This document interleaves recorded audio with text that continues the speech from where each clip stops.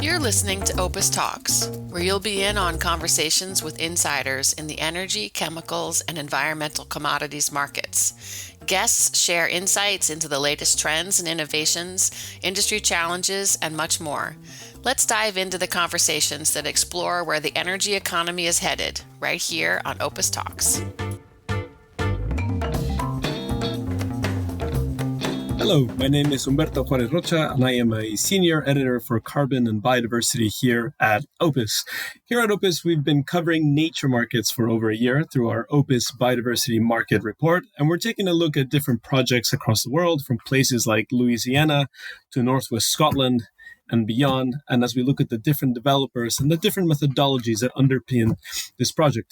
Today with me, I have Daniel Sanchez from Nat5. Daniel, I'd love if you could introduce yourself to us and tell us a bit of the work that Nat5 does in the nature market space. Okay, hola, hi Humberto, hi everyone. I'm Daniel Sanchez, as Humberto mentioned, and I am the market maker at Nat5, and we are working with different methodologies for nature-based solution projects, emitting 4 types of credits. That's what we work with, is water, soil, carbon, and biodiversity, being the latter our main focus, biodiversity, and with gaining traction on water and soil.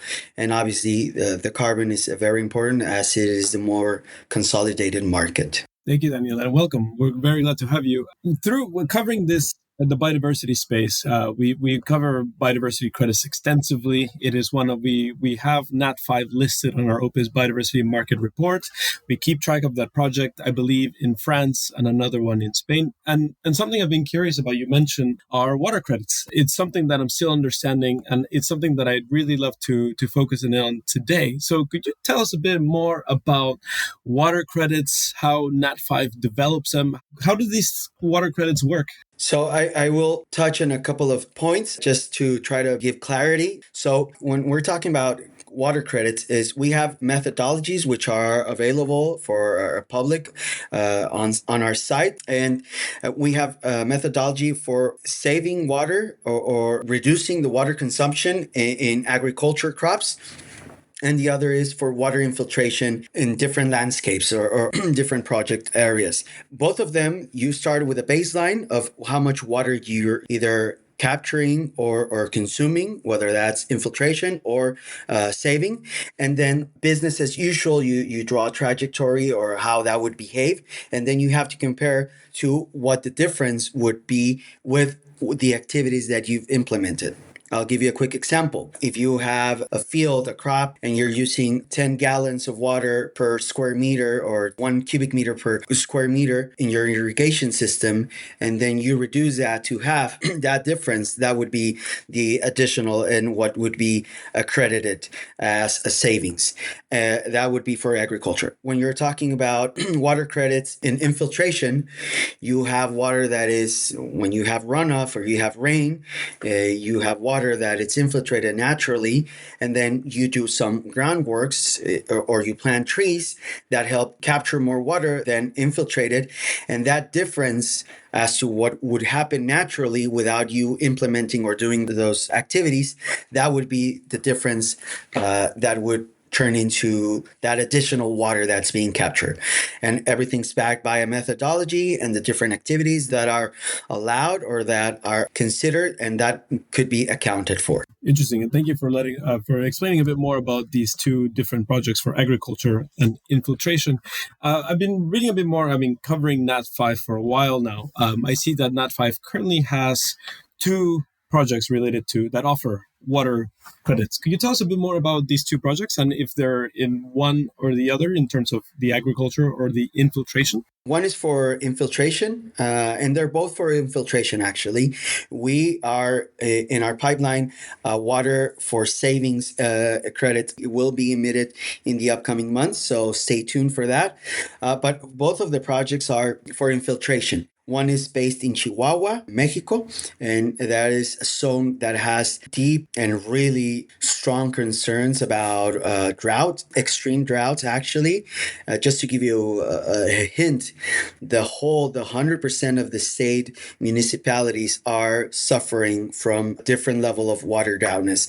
And so there are 23 or 26 municipalities that are on the extreme or highly extreme. I can't remember the different tags that the government issues, but that is located in one of the regions that has a severe or extreme drought. I think it's critically extreme drought. That's the lingo, which is it's very alarming or in that sense. But so that project is based there. It's a small project, and to give you a sense, these were projects that Nat5 was doing with project developers or was helping project developers as to prove the validity of the certification.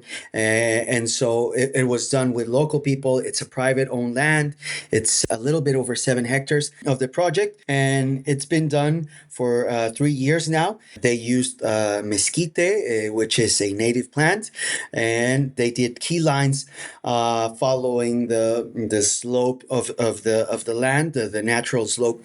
And that's a project in a nutshell. Wow, and that's really, really interesting. And I'm really curious. I grew up in Monterrey, so Chihuahua is not too far. So I can imagine how I know drought has been a problem there recently, and even more so with climate change. I want to delve a bit more into that Chihuahua project, but there's also another project, I believe, in France. Immediately thinking of France and Chihuahua, very different climates. How is the project in France doing in terms of water credits, and what is the kind of work that is being done there to develop these credits? So the project in France as well is the same. Obviously, the biome, the ecosystem is different. You have much more rainfall in that region as opposed to Chihuahua, which is a desert. But in the sense, it's still the same methodology. It applies to both, and the project in France is also a small project. Again, just to try and validate that that methodology in different ecosystems. And again, it was done in private property just to validate that methodology and that to establish those watering credits. I would like to talk about how this makes sense for corporations, and given the fact that you have, and this is considered the future geopolitics problems. And in that sense as well, Mexico has this, I would say, unique relationship with the U.S. We share 2 rivers with Mexico, the Colorado River on the Baja California border, and then the Rio Grande or Rio Bravo, as we call it in Mexico, along the Texas and the vicinity of the Mexican northern states, which Monterrey is part of, Nuevo León. So the narrative, we see that the narrative, and this dates to 1940 plus, with Mexico, World War II, and an agreement between the U.S. and Mexico government with the water rights. So this, for Mexican, at least the northern part, has always been a latent and clear element of how water has to be negotiated between the 2 parties. Well, we can transpose that into how water in different regions of the world is becoming more of a geopolitical element. And so we see that projects that obviously capture more water help to lower or de-risk those regions. And at the same time, corporations that are water dependent, again, I'm going to talk a little bit about corporates. If you're a corporation that uses a lot of water, think of a beer industry or consumer products, right? And you use a lot of water in your processes, then you need to have water security for many years to come. Otherwise, you might question your whole business model. And so when we're talking about conservation, restoration, or regeneration of ecosystems, water plays a big role into, from one end, having those ecosystemic services, but at the same time, helping companies secure their operations for many years. And we can only think of the social unrest that having water scarcity in a city or a region where you are unable to access water, or you have less water access because there is less water available. So you have government and states thinking about bringing water from other watersheds, from other rivers, which just increases the price. So I digress. I'm sorry, as I mentioned, but I believe it's a big element of what is driving, on one end, the water projects, the need, the government, the security, the risk, and at the same time, what are the opportunities as we move forward, and just what's happening geopolitically currently. That is very fascinating, Daniel, and thank you for explaining that a bit more. And I mean, thinking about all the businesses that work along the border, all these warehouses, all these companies definitely invest, especially post-COVID, in investing in making warehouses, supply chains, bringing that nearshoring, as we've called it. I'm curious, one, what have been you mentioned the Chihuahua project has been online for 3 years. I wonder what have been the successes you've seen and the challenges. And also, as you mentioned now, is the border between Mexico and the U.S. a region, a place where you see Nat5 creating or working alongside private landowners or the states or even both governments on sides of the border to develop more projects related to water credits? Definitely, this ties very well into our mission as Nat5. So we come from a space of 20 plus years of ecological engineering, and that gave birth to Nat5 as a pivoting, trying to scale regeneration, restoration of ecosystem. That is our ultimate drive. That is what we're aiming for. You hear this fact that plus 70% of natural reserves in the world are in local and indigenous communities' hands. But most of the events we attend to that are nature-based solutions, or that you're talking about, whether the carbon market or now the biodiversity market, you have little representation from those people. And so if that's true, where are they? Where are they sitting at the table? Where can we hear them, and where can we understand their realities and their necessities? And so in that sense, we have in Mexico, for example, you have the Tarahumaras or the Ramuris, just to mention one of the many local communities and indigenous people that are there from millennia. So in that sense, we are working to ease and scale that regeneration and restoration of ecosystems. We have a program with government, with state or subnational governments, whether that's a municipality or a canton or a state government, where we approach them and we ease and help to build nature positive markets within their regions or their boundaries. I'll give you a quick example. For example, we talked with the Chihuahua government actually to establish a water voluntary market and also a scheme. You have the high consumers of water corporations, and you also have corporations that have public ESG strategies and have water commitments.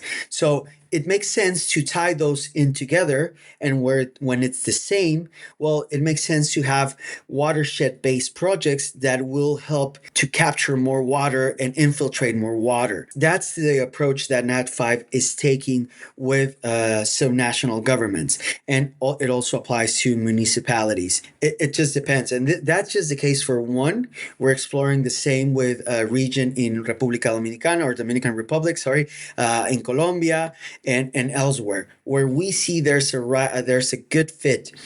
And most of the local authorities already have regions or projects they are looking to push anyways, because you have local heroes that have been excelling or pushing forward those projects for many years. So they have that experience and that household name within that community, that they already have that backing from different players. So it just makes sense to do it in those regions, and at the same time it opens the fan for more players. So that is one way. And when it comes to the case of France, it is something very similar. Local authorities, when they see us or when they see a project developer doing something, there's an immediate approach to, okay, whatever you're doing, and if it's successful and if it's bringing revenue, we want to do it as well, right? And you have that case for a lot of agriculture converting into regen agriculture or regenerative agriculture, just because it's a new revenue stream and their land is not as productive. And so those are the incentives that we as Nat5 are trying to create and at the same time follow.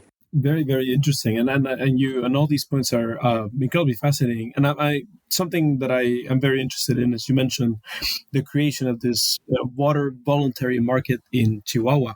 I've been covering nature markets for a while now. I'm curious, what would a successful, strong water voluntary market in Chihuahua look like? Is this people welcoming, the methodology that you guys use to build and restore water? Yeah. Well, what does this market look like ideally? So we're still in talks, nothing official yet. We paint a picture to the authorities of what is the ecosystem, what the ecosystem looks like. So we're a certifier and a registry and a marketplace, right? So we certify projects that are registered and they are sold through our marketplace. And that is going to be our same role. But we help connect project developers with government, and those projects would get certified. So what the government does is they help us get a seat at the table for corporations. So they are there and they have a stake in this ecosystem, and they would be the ones buying those credits, those water credits. But the same applies for biodiversity, soil, and carbon in that sense. So what we're trying is we tell the government, you're the one that's articulating and you're putting the platform physically to have the different stakeholders sit here, right? And what we do is we put forward the certification, the methodologies, and at the same time, the marketplace where they will be transacted. So in an ideal world, it won't be only Nat5. There will be other registries or other certifiers. You will have brokers as well, and you will have different players. But if that's what it takes, that would be a good problem, as they say in English, right? That would be something that we aspire to have. Oh, we have too many registries here and too many projects. Well, that's a good problem to have too many credits and corporations buying those credits, because it's a demand and offer, market, obviously. Mm-hmm. And then I'm glad you mentioned, because you did mention at the beginning, Nat5 offers soil, carbon, biodiversity, and water credits. Lately in nature markets, I've seen that some developers bundle or stack their carbon and biodiversity credits. I'm wondering, with these 4 types of credits and seeing how meshed biodiversity is with all these co-benefits or other credits, can you walk me through, are these credits offered as standalone? Can they also be offered together in a certain project? Yeah, can you tell us a bit more about that? So we believe from Nat5 that all these different ecosystemic services and environmental services should be valued and should be paid for, because we're actually taking advantage. And again, coming back to the 70% of the natural reserves are in local and indigenous people. You're talking about environmental injustice so far.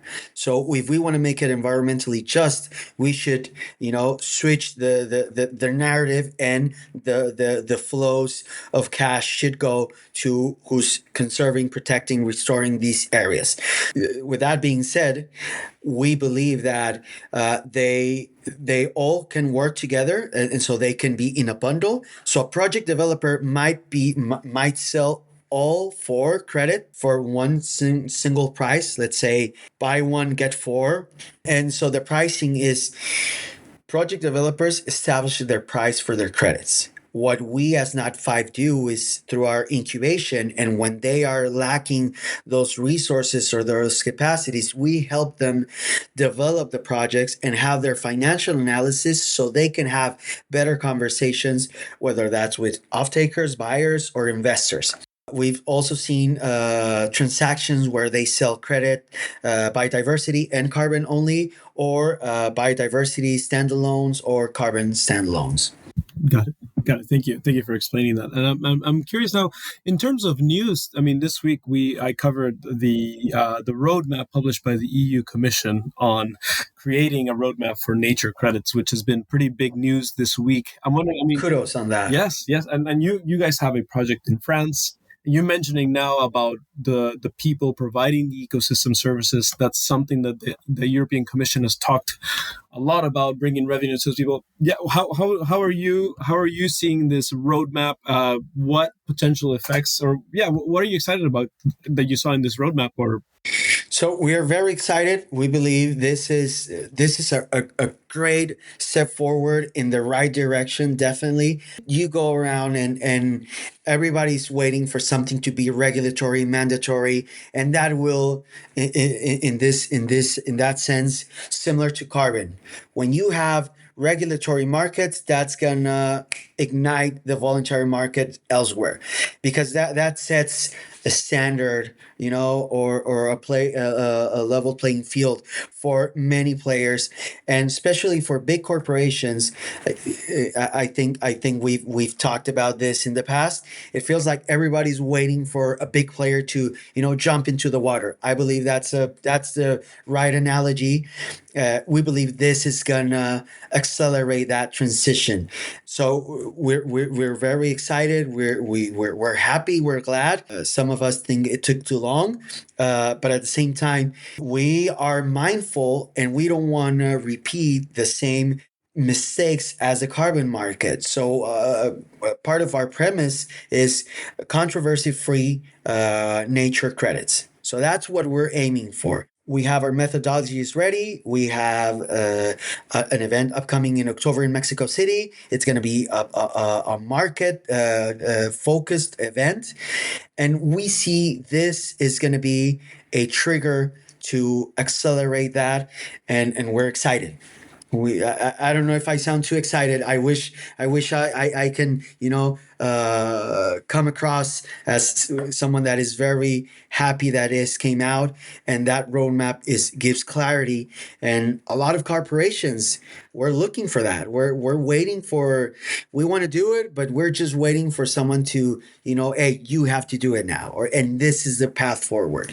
Definitely. And demand has been the big question in this market. It's entirely voluntary as of now, but this is potentially the EU has left the door open towards the regulation, scaling up demand. I'm curious, Daniel, it's 2025. We have COP30 coming up. In 5 years from now, what would you imagine, or what would you hope for that in 5 years is the norm in 5 years, like in terms of regulation, or what would be your wish list? So I think the panorama is a bit stark, and maybe that's the word we were looking for earlier. It's stark. I'm going to be a little cynical about it. I think we won't be able to catch up with the needs. So the influx of money won't catch up with what we currently need as a world to stop biodiversity loss and halt the climate change in its current trajectory. I am cynical in that, kind of a pessimist, you might even say, but I believe that it will drive more resources. Again, we're seeing big corporations, not from accrediting schemes, but from a de-risking of their operations. And we know this because of the different array of services that, like I said, Nat5 is part of other companies or works with other companies. Having these conversations is corporations are analyzing how for example, their palm oil crops are behaving, or how their coffee crops are also behaving, how they're going to behave in the near future. And if you're trying to set up a plan to tackle into the big U.S. market, the biggest market in the world, and you're looking into Mexico as a nearshoring opportunity, but they have water scarcity, then you're factoring those elements into your decision making. So, and we have all the different voices from the securities, from the insurance sector, saying that they won't be able to catch up with the loss, the economic loss that companies will have to endure. I believe that will drive much more action, but at the same time, I think the price that we will pay will be very burdensome, will be very high. Unfortunately, that's what I see, right? At the same time, markets will be thriving because of that, you know? And at the same time I wish we don't have to get that far for us to snap and react and do things differently. At the same time, it's what we see, right? hopefully I'm wrong. I wish someone tells me you're totally wrong. Here it is. Please don't ever invite Daniel to your podcast again. If that's the price that humanity has to pay, I'll pay it gladly. Now I'm just making it about me. I'm sorry. No. Thank you, Daniel, for your outlook, your insights, for introducing us to water credits, explaining their use. Very, very excited as well with all the recent developments that have been made. And yeah, this is something we'll be covering going forward as we have been in the past year, but very excited for what's ahead. And I want to thank you again for participating on our podcast, and we'd love to have you again. Thank you for your time. Thank you for this opportunity, and let's drive the biodiversity, water, soil, and carbon markets in a clear, controversy-free way. Absolutely. Thank you, Daniel. Thank you. We hope you've enjoyed today's insider conversation on Opus Talks. Join us next time for a deep dive into another industry insider's world. You can find more Opus Talks episodes at opusnet.com/podcasts or wherever you listen to your favorite podcasts.